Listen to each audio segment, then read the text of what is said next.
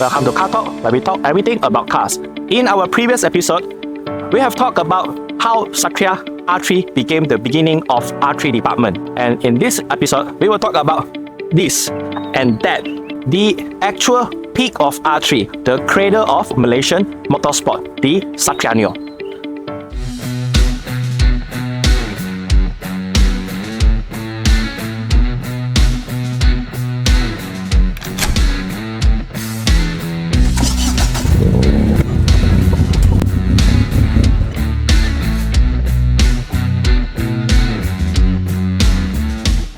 This video is brought to you by Cars International, Malaysia's car beauty expert with 50 more base centers nationwide. We all know that Satria GTI or Satria R3 is actually a Mitsubishi-based chassis with a so-called outdated Mitsubishi engine. It only has some latest magic with our R3 department. Then it came to an era where Proton are determined to create their own 100% local-made national car, spearheaded by the Proton Wajah, then shortly after that followed by our Wira replacement model, the WRM. So, from what they learned from building Proton Wajah, WRM is the first ever Proton product that from top to bottom engineered in-house. If you remember back then, Wajah is actually a vehicle that uses the chassis from an old Volvo or old Mitsubishi. Specifically speaking, it's a Volvo S70 or S50 if I remember correctly, or Mitsubishi Charisma, I think so, or a Galant, with an engine that non-mistakenly from Mitsubishi again, and also the 1.8 liter from Renault.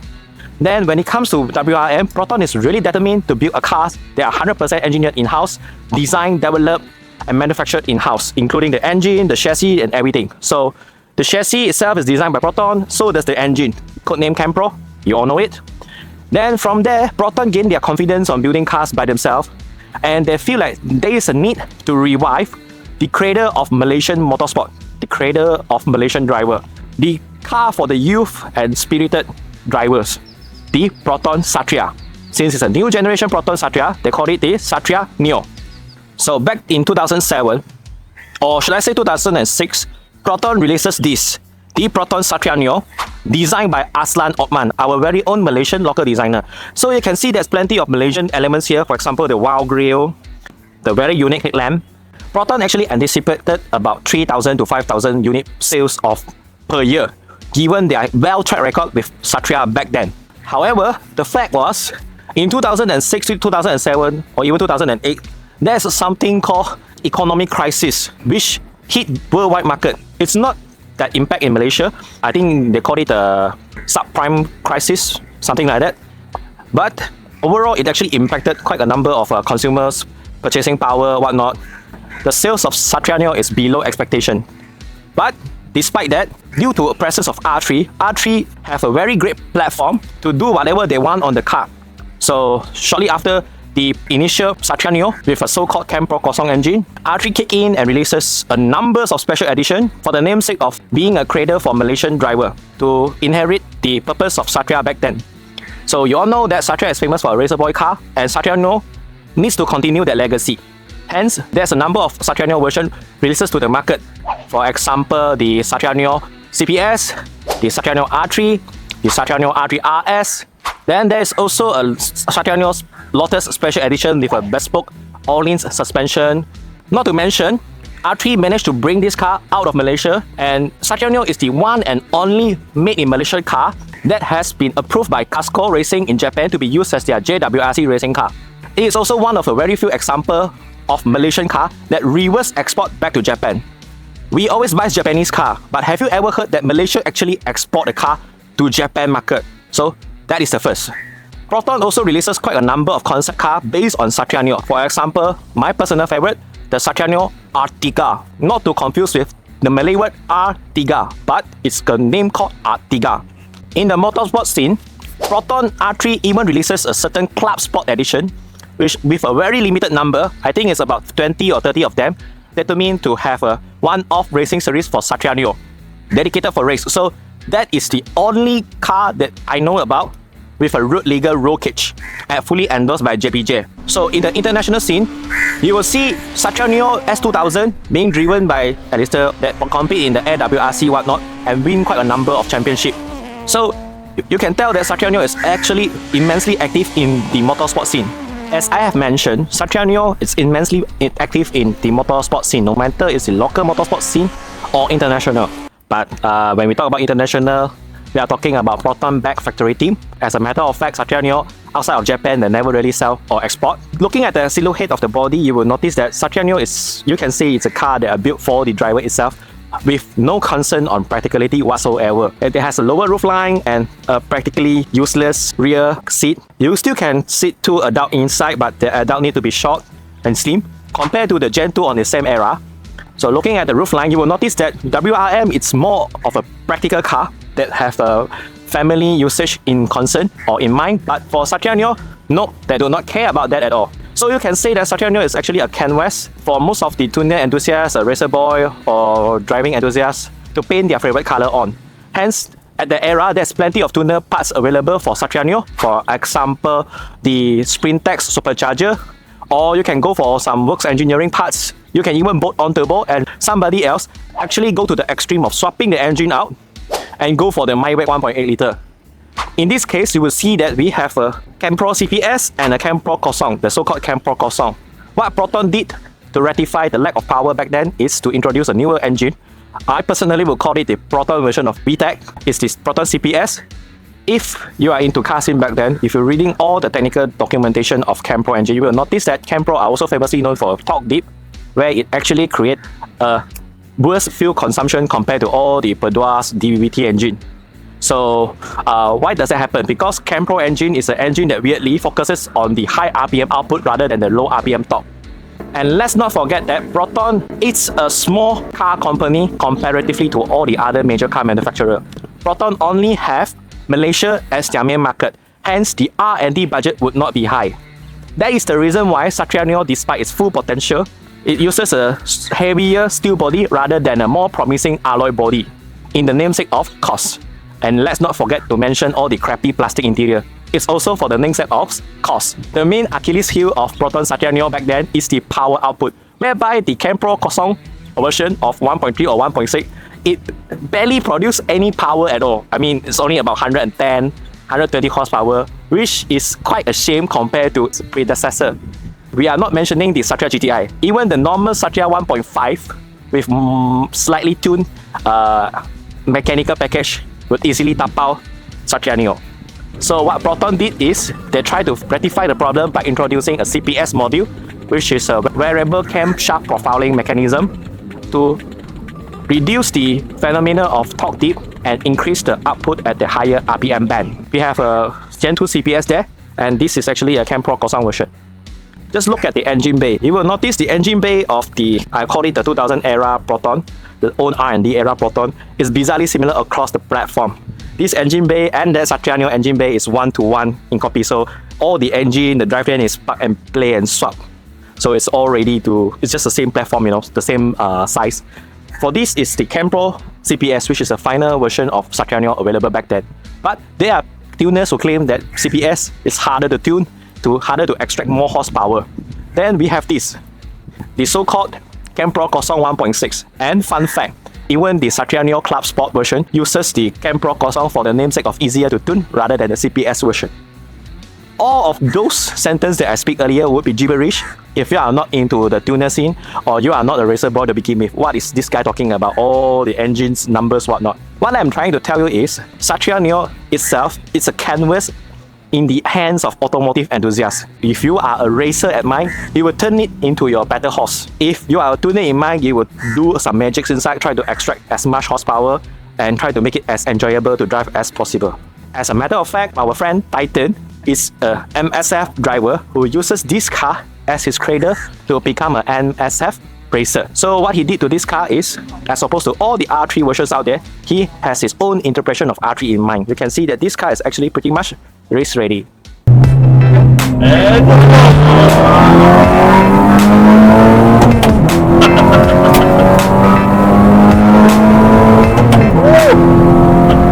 So Titan is driving the car right now, and you can hear that this car is obviously more noisy and more raw compared to the other two cars.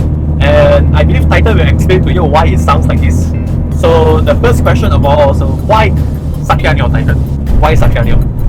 First, because it's quite budget friendly compared to all my friends using Honda EK, EG. And those are much more older compared to this chassis, correct? Yes. EKEG correct. is 90s, but this is early 2000. Yes, correct. So most probably those are rust bucket, but this is not rust yet. Yes.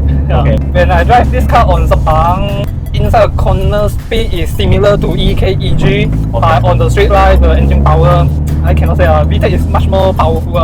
So you will agree that the body chassis, the agility is on par to all the EK and EG. Yes. Just don't have the engine power. Yeah, correct. Okay. Correct. So up next, why you choose Satria Neo? I mean, at the moment what I heard is still cheaper is the only reason. This is one of the main reason. Okay. If I want to repair the car, I want to do a maintenance, the price of spare part is much more easy to get it, and the price also much more cheaper compared to Honda EK and EG. Until now, I still can buy a brand new Pro engine from factory, but for EKEG, impossible. You can get a brand new B68. If anything happened to the engine, Bye bye. you have to find half cut and half cut only. No brand new engine, no brand new block. But until today, you still can find a brand new block. Yes, brand new bro, brand new crank from Proton. Okay, and I think that is very important when you are planning to use this car as a track machine. Yes. Because it will push the car to the maximum, and if anything happens to the car, just let it be. Buy a new engine and repeat. Yeah, because cost for the engine is not sky high, still affordable compared to Honda. So as I know you are a racer in MSF, so I'm also quite interested to know what is the final decision factor for you to buy Satria Neo, apart from being cheap. Is there any other reason, like other than the price point? Maybe the exterior design, or maybe you know the product, you know that you can actually solve the problem by yourself. So we all know that Proton car engine are slow. So are you confident on solving the problem yourself? That's why you buy this car. One of it, yes, because for Satria Neo, it's an over-engineered car chassis. The engine is way better than Honda EKG. Are you sure? Sure. Factory standard Don't Are get you after sure? Then you will get Honda fanboy will come in and say no, but okay, in your opinion, Satria Neo chassis is over-engineered until a maximum limit. We can see the Japanese Costco, they will use Satria Neo for their rally car. You never see people use Honda EKG for very EK9, yes. EK9, yes. EK9 is totally different. Yeah, you EK sedan body. Yeah, don't say EK9, right? Yeah, say EK3, EK4. Also the car handling. Okay. For racer, we will more prefer better handling. The car is fun to drive more than the much more powerful output engine. So power is important, but handling is much more important than just power. Power without handling it's nothing. It's nothing. Yeah. It's nothing. As I said, you have power that cannot put onto the road. It's nothing. Yes, nothing. So Satria Neo is the kind of car that can put the power on the road very, very well. As a matter of fact, power is still less for the chassis. You have told me that the chassis is very good. The handling is over-engineered. That is the reason why you buy this car, right? Yeah. Then after you buy this car, you have done quite a number of things to make you to be better. I think it's more like you buy this car as your gym, if I'm not mistaken. Yeah. So you train your own driving skills and whatnot. So how does it feels like to drive before you modify the car, or should I say, what you intend the car to feel like to drive? I never drive a factory standard Satria Neo. I cannot all stock Satria Neo. But for me, after I drive this car, the car will more to feel happy. It's a very fun car. But if you want to push your car to very on limit, you need some skill and you need some gas. Yeah, I know that your car can snap oversteer pretty quickly. I experienced that myself at here. And I know that your car does not have ABS, does not have EBD, does not have VSC, nothing. It's all on yourself, right? Yeah. So I can say that you learned a lot of driving to the limit in this car, correct? Yes, correct. And then because of this car, you also can race better in your MSF Sepang track day, the Persona taxi. Yeah, can sell it. So you train in this car and you race on that car. Yeah. For me, the Persona taxi is much more easy to handle compared to Satria Neo. Why? First, it's a tail happy issue. Persona is not the tail happy car. The Persona for me is a way much more grippy than Satria Neo. Okay. It's much more easy to drive. But if you talk about the fun factor, Satria Neo is much more fun to drive. Because the rear keep challenging you and sliding out, so you have to catch the slide. into the corners, Yeah. correct? Yeah. So this episode is about R3, the peak of R3. But I know when you buy this car, R3 is already almost tutup kedai. R3 officially tutup kedai in 2025, but in 2023, 2022, they already somewhat defunct. So I have a very sincere question to ask you. If Satria Neo R3 or the R3 Club Sport still available today, will you buy that instead of building your own? Of course, I will buy a factory gas spot. Of course, the factory build track car cannot compare to aftermarket one. The build is the build, how to say, their build standard is very very high. Okay. The build quality, the finishing, everything is not very, very high. it's not what you can do as an amateur at home. Yes. So you don't have the welding machine, you don't have the R&D, even the suspension may be better. Yeah. I don't know. So if you can buy that, you will buy that, right? Yeah, correct. But because you cannot buy that, you try to build one something like yourself. Yeah. Can you say actually the Satria Neo R3 influenced you to purchase this car, or do you think it doesn't work that way? Can say that because when many years ago I got visit the archery factory, Shalam. yeah, at the shop during the Proton open day like that one. Okay. Their engineering level is way higher than aftermarket shop. They got all equipment they need to do for the track car, for the track setup. So they have that suspension dyno machine, Yeah, which is I don't see in other all suspension tuning shop. Mostly they just say, okay, I want 5K and then just click a few click and that's it. Yes, But they have a full setup of a dyno machine there just for ride and handling, or not? Yeah. Correct. We will talk about your car, what you do to your car, back into that field. So Titan, can you share with me your journey as an amateur racer? Because a lot of my friends that I know, it's either they are not really interested in driving. There are people who love cars, but they love cars just for the sake of loving cars. They don't like driving. So there are friends like this. So they buy nice car just because they like cars, but they don't like to drive the car at all. And there are those who like to drive the car spiritually, go for toll day and go for getting drive, but they do not like to go racetrack. You are one of the few that wanted to bring this from the street to the circuit. And can you share with me your experience as an amateur driver? first I just like a normal person. I start my so-called driving Your driving racing driver career. Uluyam, Genting. Yeah, that's me also. But after that, I meet somebody else in a pigeon garage. Okay. So far, they offer me opportunity to join us their team, go for the Merdeka race in last year, 2024. They will be my first proper racer. Okay. After that, they also my potential is okay, not too bad. Then they offer me the full year MSF race for this year. 2025. Yeah. And also know you are very active in sim racing. You are actually moving from the street to the circuit. Yeah. You are building yourself as an amateur racing driver, which I admire very much. It's like a sportman. A lot of people say racing driver is not an athlete, but actually it is an athlete. Yeah. I am the person very like, can I say like, I love to drive. Yep, same here. But I don't like street legal race on the Uluyan Genting. When I'm young, okay, I That's can not say- racing, just just driving fun on the road. Driving fun is okay, chill drive is okay. Can also say I am the better driver. I am faster driver than you. You prove nothing inside. Yeah, you cannot prove nothing. Okay.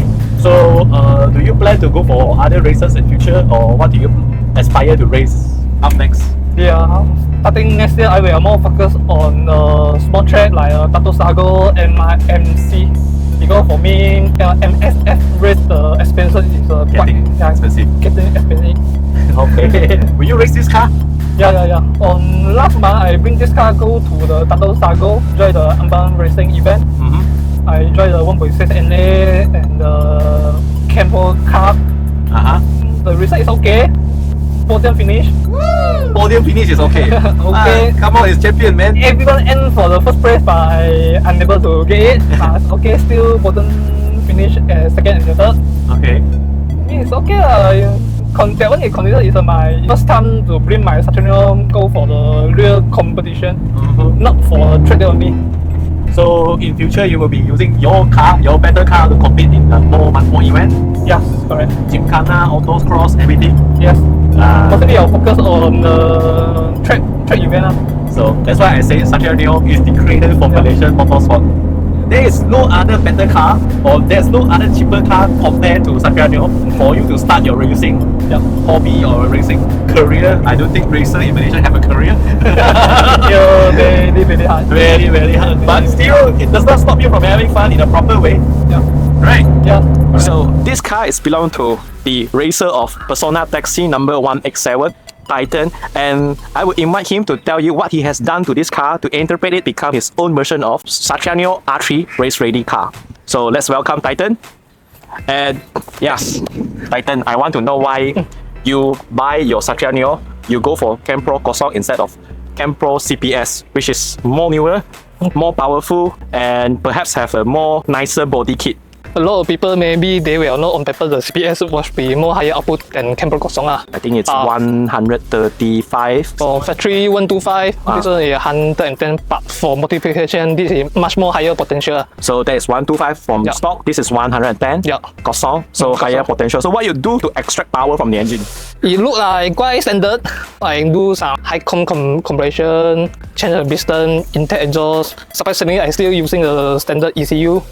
You still use standard ECU? Yeah, stock factory ECU. You didn't use the Link or G2? No, because of budget. Okay. Oh, wow, okay. Yeah, I only chip tune it. So far, I managed to get on wheel 146 horsepower. 146 horsepower from 110.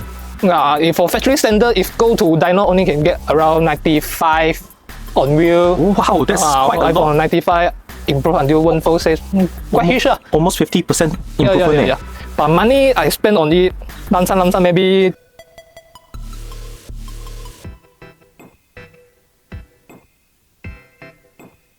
20k like that. 20k is only the engine.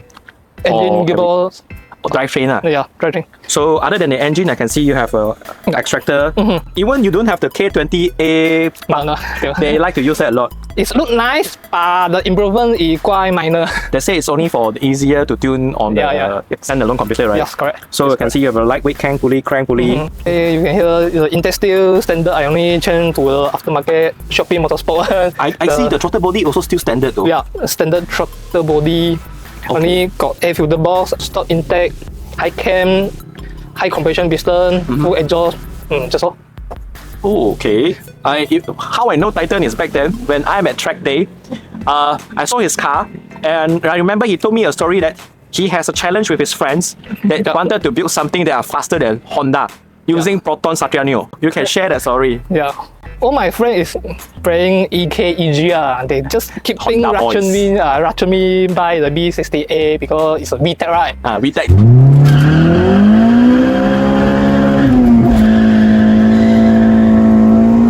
Everyone like VTEC. Yes, not that one. But for me, the car is good. Yeah. I saw their car keep repairing. I think it's the because cost of the for age, repairing is also quite high. Is it because of the aging issue? Yeah, correct. But they are faster, right? Basically, yes. Basically, yeah. They was faster.